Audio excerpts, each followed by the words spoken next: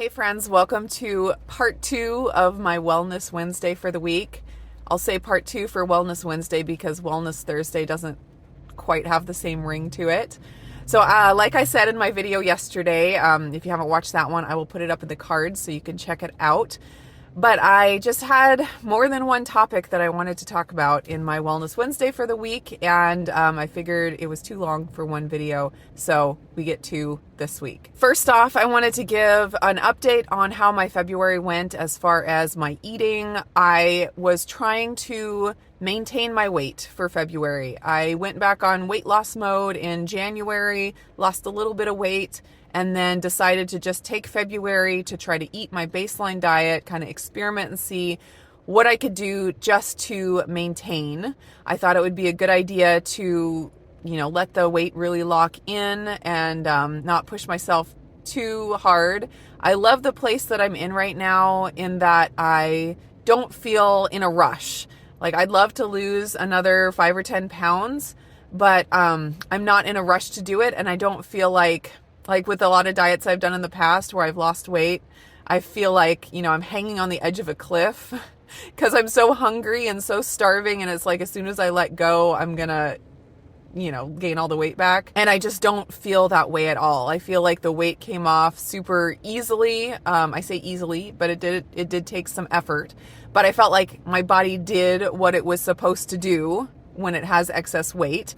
It's not easy to burn it off, but it actually did it without me fighting it too hard to make it happen. And then after I lost the weight, I feel like I can eat my baseline diet where I feel satisfied and I feel full. It's not like I can just go off and eat anything out there that I want to, like fast food and garbage, and expect to not gain weight. But I can eat, whole good foods that I know are good for my body, and I can eat them to satiety and not put the weight back on. I don't have to stay in a perpetual state of hunger in order to maintain my weight loss. So I decided to just take it slow, take advantage of the fact that my body is in that place, and have a relaxed February where I just tried to maintain. And I feel like I was successful with that. I told you after the first week of February that my weight did start going up a little bit. I made some tweaks and adjustments, just back to, closer to baseline. I was doing things that were a little bit off of my baseline diet. So as soon as I came back to baseline, my weight leveled out. So at the end of, I think it was the 1st of February, I was 148.1.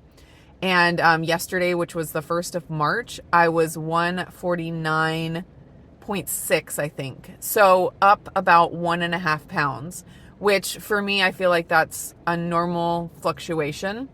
And so I'm very happy. I was happy that I was in the 140s at the beginning of the month, and I was in the 140s at the end of the month. So I feel like I succeeded in my goal of maintaining for February. And now on to March. I have been going back and forth about what I want to do for March. I do want to kick it back into weight loss mode, and I have had great success with adding in lean days. You guys know that who have watched me throughout the end of last year, October, November, December. I lost about 15 pounds just adding in those lean days. And it does seem like adding in the lean days is the key, along with, eating my baseline diet and no dairy and those things. But on the months that I did the lean days, I lost weight. And on the months that I didn't do lean days, like December and February, I maintained and went just up a pound or 2 in those months. So adding in those lean days really, really kicks me into weight loss mode. But like I said, I'm not in a huge rush, and I'm kind of just enjoying taking it slow and experimenting and not feeling like the pressure to lose all this weight immediately or anything like that. And so I had the idea of trying something a little bit different. So there's this book that just came out not too long ago, and it's called The ProFast Diet. I'll put a picture up here for you. And it is basically a book about protein sparing modified fast and really how to implement it. And there's the first part of the book is all science about it. So I think it's a great resource for giving to someone who doesn't really understand why the protein sparing modified fast would work. And it just lays out all of the details and the instructions for protein sparing modified fast. And I have been listening to that book on audiobook, and it's been helpful. Since I've done a lot of research into PSMF, through other sources, there's not a lot that was brand new to me as far as information, but I did like that all of the information was compiled into one book that would be easy to hand somebody if somebody wanted all of that information, instead of sending them to a podcast and an article and a this and a that. But one thing that I heard, and actually this wasn't even in the book, and I just may not be to that part yet because I haven't finished the book yet, but it was actually an interview that I listened to from the author of the book. He was talking about different levels of doing the ProFast diet. They call it the ProFast, kind of like protein fast. And how there was something that he talked about called PrOMAD. And I thought this was really interesting. And I've actually had this idea of laying out my diet this way before, but I hadn't ever tried it exactly. But it got me thinking, and I am interested in figuring out a everyday diet that would spur on weight loss in me. That's kind of the same way that the lean days do, but without having to do different kinds of days. I just like the idea of getting into a pattern and having every day be the same. I know that doing the lean days is really good for like switching up your metabolism, and having a whole day where you're eating lower calorie and a whole day where you're eating higher calorie can stimulate your metabolism in a different way than just, eating exactly the same amount of calories both days, but it equaling the same as you did on the lean day plus the higher fat day, if that makes sense. So I know there's something to the alternating days. And so I'm open to the idea that this thing that I'm going to try is not going to have that same effect on me, but I'm still interested in trying it. And since I'm not in a rush, I don't think it's going to hurt me. And I was just curious to see what it does. And it's possible that it still could have a similar effect on the metabolism. And let me explain exactly what it is. So OMAD, I'm sure most of you guys know, that stands for 1 meal a day, which I have tried, which I hated and I will never attempt again.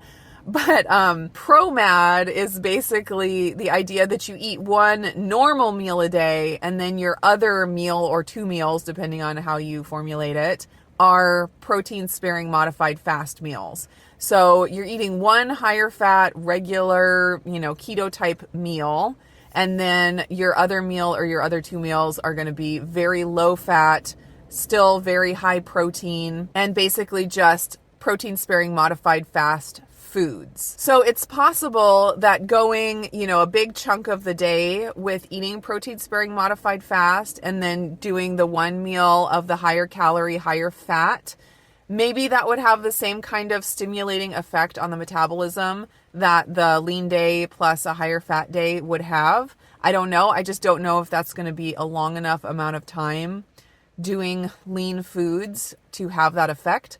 But I'm really curious about it. When I attempted the OMAD diet several years ago, I liked the idea of the simplicity of it, where you just don't think about food most of the day, and you don't have to spend time prepping food and worrying about food. You just, focus on other things in life, and then you sit down and you focus on food for your 1 meal, and you really enjoy that. And I really like in my mind, I love that idea. It didn't work out for me when I tried to actually do OMAD because I felt like I was dying for food all day, and I didn't lose any weight, which means my body wasn't getting my stored body fat, which means I was starving. So I want to try to see if I can get into that mindset of not thinking about food for most of the day, and then focusing on creating a delicious meal either at the end of the day or at lunchtime. I think it could work out either way, and it could vary maybe depending on what my schedule is for the day.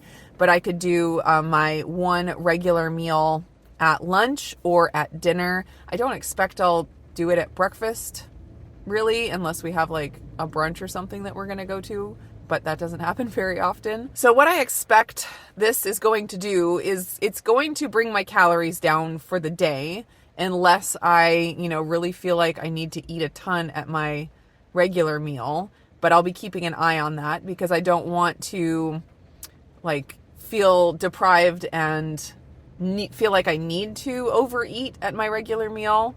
I'm going to be keeping an eye on my hunger and my energy and my cravings, and just making sure those stay in line. But what I'm hoping for is that I can get into a pattern of like whatever I choose for breakfast and lunch will be like my protein sparing meals. Like I can do the same thing every day and keep it really simple, and then put my food creativity into my one meal or my one regular meal at dinner time. And doing that, I think, will lower my calories for the day, I would expect.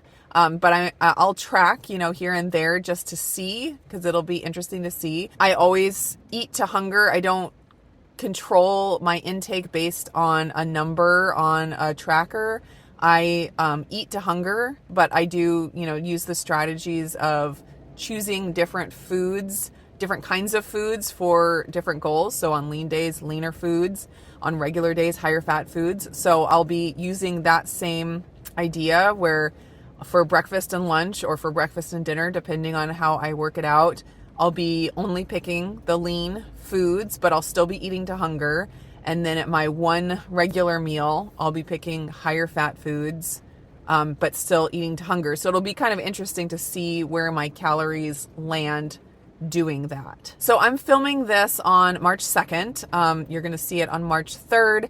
So yesterday was the first day of March. And what I decided to do, just to kind of start out slowly, is I started yesterday with a lean or PSMF breakfast. And then I ate regular for lunch and dinner.